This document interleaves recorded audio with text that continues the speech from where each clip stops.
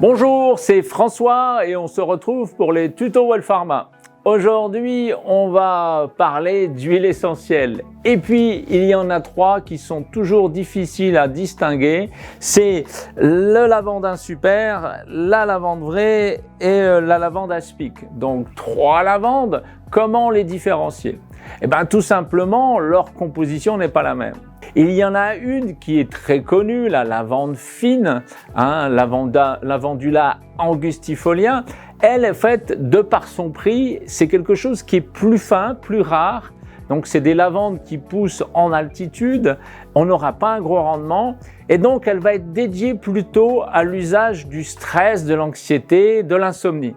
Comment l'utiliser? Tout simplement une goutte de manière en application locale, à l'appliquer justement sur le poignet, faire un petit massage dans le creux des mains.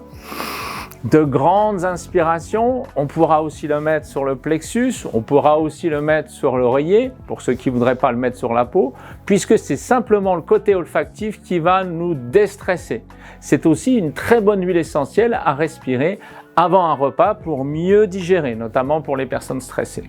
La deuxième, qui est vraiment très intéressante puisqu'elle est beaucoup moins chère, c'est un hybride de la lavande, Lavandula burnati, lavande super. Et en fait, elle va être plutôt dédiée aux sportifs. On va avoir une action antispasmodique, décontracturante musculaire. Elle sera bien sûr aussi calmante et sédative. On retrouve dans ces deux huiles essentielles des esters, des alcools.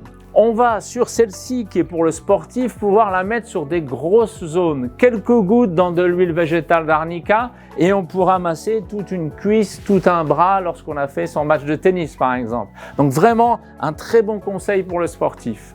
La dernière, dans la trousse de secours, quand vous partez en vacances, piqûre, brûlure, lavande aspic.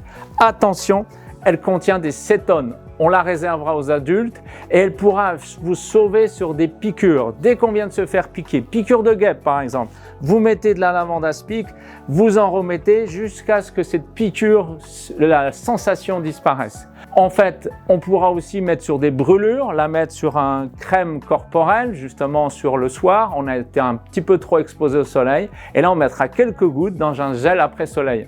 On pourra le mettre sur tout le dos. Donc, vous voyez trois usages complètement différents.